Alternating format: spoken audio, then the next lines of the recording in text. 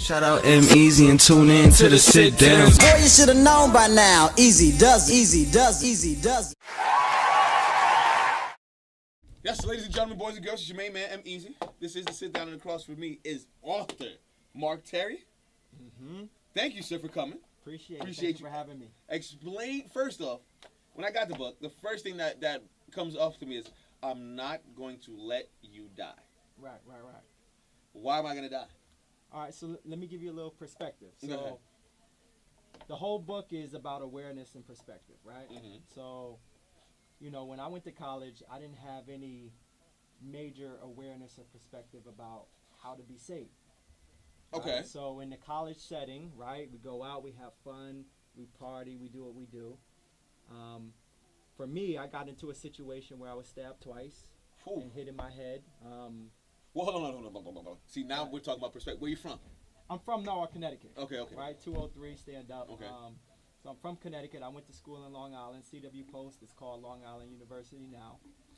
Yes, I had a friend that went to CW Post. Yes. Shout out to Lionel. Yes. So, to give you some perspective, I was a full scholarship athlete. I played basketball in college, D2, full scholarship. Okay. So You think he's nicer than me? He said, of course. He said, listen, man. As an athlete, you always think you're better than everybody else, right? Absolutely. So, in that situation, a few hours before that, you know, working out, alpha male, you know, you think you untouchable. Absolutely. So then I got to the party, major party, first party of the school year, so you know it was crazy. Long and short, I got into an altercation where I was stabbed twice and hit in my head. I had 40 staples in my head. What was the fight over? Let's not gloss over that. Like, what happened? Yeah, so we were in the party. To be quite honest, I don't really know. I mean, I think I bumped the cat that was in the party. That simple? Yeah, that's simple. You know, you're drinking, everybody's out there, you're looking for girls, you're doing what you're doing. So I bumped the guy. And long and short of it, we got into an altercation.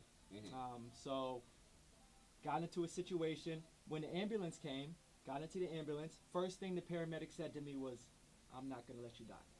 So a few hours before that, working out. It's her job not to. Exactly. Thank you. So working out, alpha male, thinking you good, you know, strong guy, and then a few hours later, you get a statement saying, I'm not going to let you die. So that was an eye-opener for me as far as the situation that I was in and how serious it was going to be for me moving forward down the line. So yeah, I'm not going to let you die was profound for me, and I thought it was a statement that really would make people understand, like, you know, it could be one extreme and then it could be the next, right? You could be good and you could be in the best of situations, and the next thing you know, you can be in a situation where somebody's telling you, I'm not going to let you die, and you're almost on your deathbed.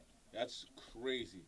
I had a cousin that was actually stabbed right over here in Brooklyn. He didn't realize he was stabbed until he passed out in front of the bodega. Right. Now, after that happened to you, what steps do you think you could have done to prevent something like that to happen to you? Oh, there's quite a few steps, and I talk about it in my book, where, you know, we talk about 26 strategies to party safely. You know, in that type of situation, again, you're an athlete, you're somebody that you think you're invincible in that type of situation.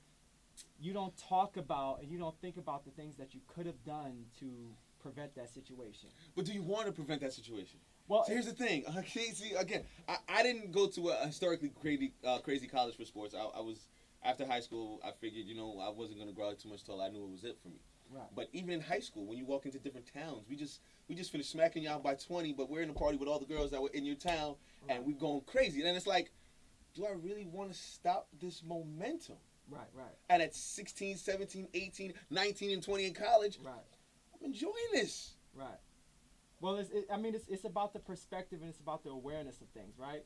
You know, when you're in that situation, no, you don't think about that, right? But the whole point of the book is for future generations, is to start to think about that. Because me, I didn't think about that at all, right? My thought was, you know, I'm an athlete, I'm strong, you know, nothing's gonna bother me. And then you get in this situation and you realize that there's a lot more out there than what you're necessarily accustomed to. Okay. You know what I mean? So in that situation, and why I wrote the book is because I don't want anybody else to be in that situation and think I don't want to say invincible, but you don't think about those type of things, right?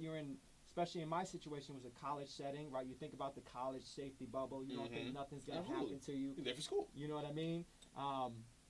So it put me in a different place of thinking and moving forward. Athletes, regular students, whether you're in college or not, just in the party setting, having strategies to make sure you don't put yourself in that type of situation.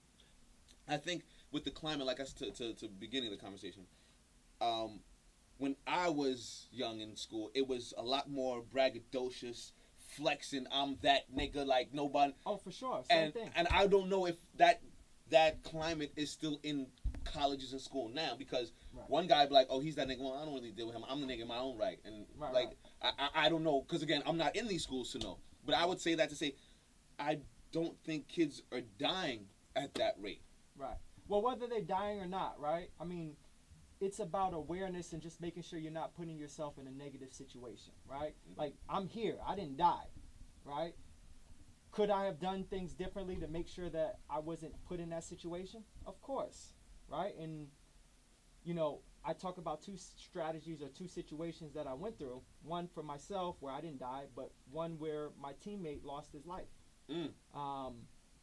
You know, and it's just recently, it's 12 years later, where somebody was actually arrested on that situation of him being killed. Just now, 12 years later, someone just got convicted or whatever. Just now, right? So think about this. It was a fashion show weekend. It was essentially the last party night of the school year where it was big, right? And this man lost his life right before he was about to graduate. So imagine sending a call out to his mother saying, where she's essentially happy about him about to graduate, and then she gets a call that he's about to pass away. That's you know what I mean? That's insane. crazy, right? And for me, being able to give back and have that perspective to college students, whether you're in college or whether you're in the party setting, right? It doesn't have to be in college, right? This is good about the demographic here at 105.1 because you have a lot of people that listen to music, like to party, like to go out. It's just about being safe and not putting yourself in that position that I was in where I almost lost my life, and can essentially talk to you and tell you about things that you should probably stay away from so you don't put yourself in that position. Would you call yourself a mentor?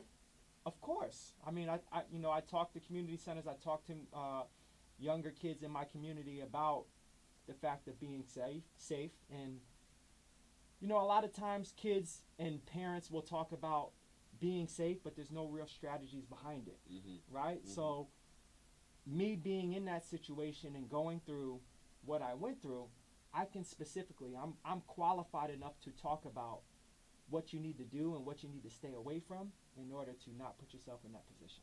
Gotcha. It's a sit down. It's your main man, EmEz. Marc Terry, author, mentor, is in the building. How would a kid that's maybe in college go about trying to be a mentor to maybe a younger kid or his peers? Yeah, I mean, I think it's very simple, right? If you are walking in a positive light and doing what you're supposed to do, it's just about awareness, right? So it's about talking about what you've been through, what you know your peers have been through, and then talking them through whether it's positive or negative situations and what have helped them or not helped them be successful. Do you have an example of a kid or a child or a person that you've come across where they were going down that path and you kind of rescued and pulled them out of that rut? Of course, yeah. I mean, one that you can share? Yeah. I mean, within I'm from Connecticut, so when I was in New York and when I was going to school, one of the first things I remember of going to college, I was talking to a native New Yorker, and I told him where I was from, and the first thing they asked me was, "Do you have ghettos out there?" It threw me off. It threw me for a loop because they were like, you got trees, you got all these type of things out there, and they associated with that with like hoods and how real it is in certain situations, right?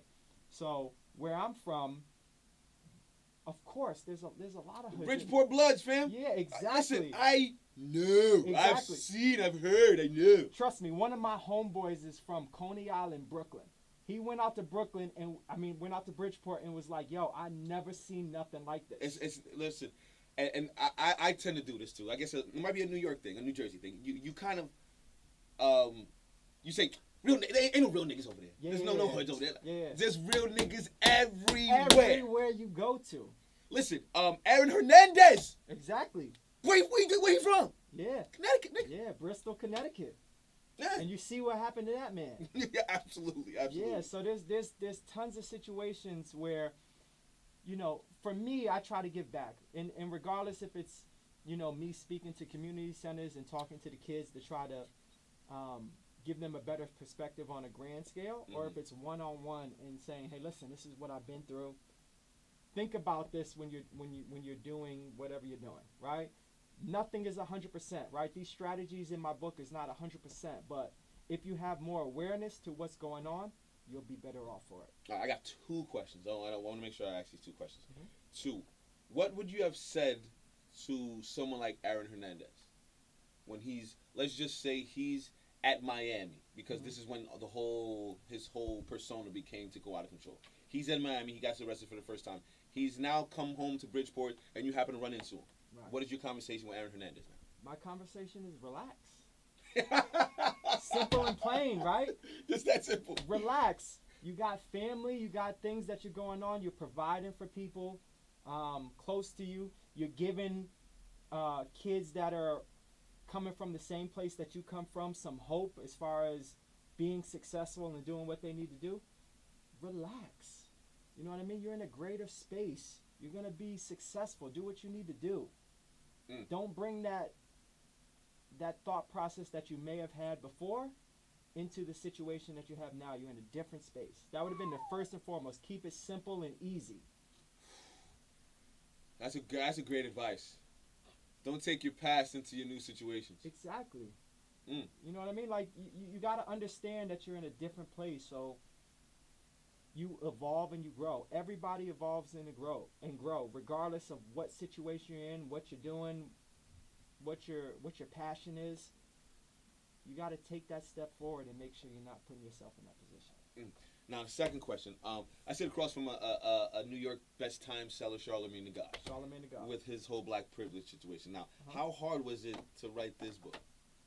It was very hard. I mean, for my situation, I'm almost like an independent artist, right? I don't have, publishers. I don't have editors. I did it by myself.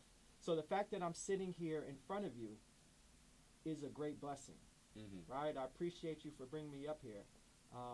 I don't have a great backing. It's all me, what I'm doing. So kids that are listening to this, it's like, you can do whatever you want to do. You know what I mean? When I was growing up, I never thought I'd be an author. I never thought I'd be somebody. You thought your Jay was gonna take you to the league, man. Yeah. I mean, to be quite honest, like you always have that optimism of, this is what I like to do. I think I can make it, right? But for somebody like myself, I had a full scholarship to play basketball, Division II. I got a master's degree in health education. Might be nicer than me, man. Yeah, I mean, I'm all right. I'm just saying, this might be. Go ahead. But like, he's light skinned though. You know how light skinned. I mean, light skin is in the building for sure. Light skin is in the building for sure. But I mean, it's all about being successful in what you think you can do, right? So me giving back and essentially being that mentor to kids in my community and trying to give them a better opportunity to be successful. That's what it's about. Author, mentor, and ex-basketball player Marc Terry's in the building.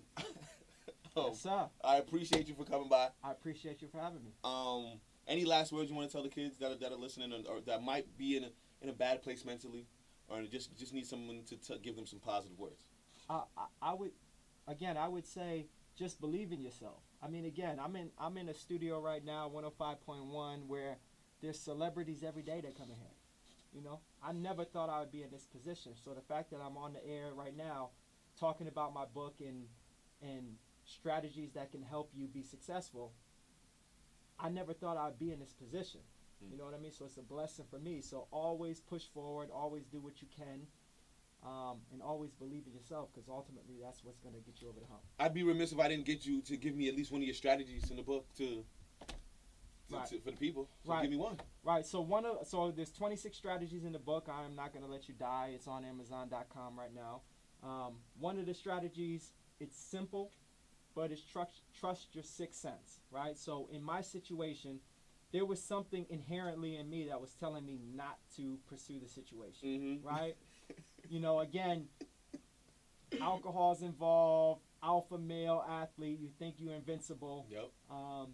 Something inside me told me not to pursue the situation, and essentially I ignored it. And you went. And I went and I did what I had to do. At the end of the day, I'm not gonna let nobody punk me and do, just act crazy towards me. Mm-hmm. But there's different ways that I could have went about it that would have necessarily not put me in that situation. 40 staples in my head, my head cracked open. Where'd they stab you? They stabbed me in my side and in my back. Oh. And then again, I got beat in the head, so I had 40 staples in my head. I got the scar in the back of my head. If I would have just calmed down and thought through the situation, it may not have happened to me. You know what I mean? So it's a testament, and it's a thought process to kids coming up.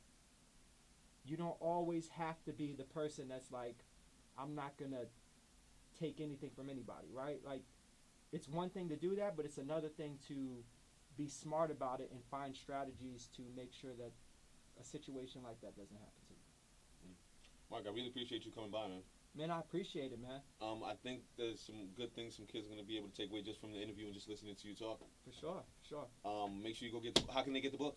It's on Amazon.com, so all you got to do is put in Marc Terry, Marcterry, I am not going to let you die, and it'll pop up. There's a hard copy and obviously a digital, but it's a great book for kids, young adults, as well as parents, right? The big thing for me was I was a first-generation college student, right, in my immediate family. So my parents would tell me to be safe, but they didn't have any real strategies because they had no idea, right?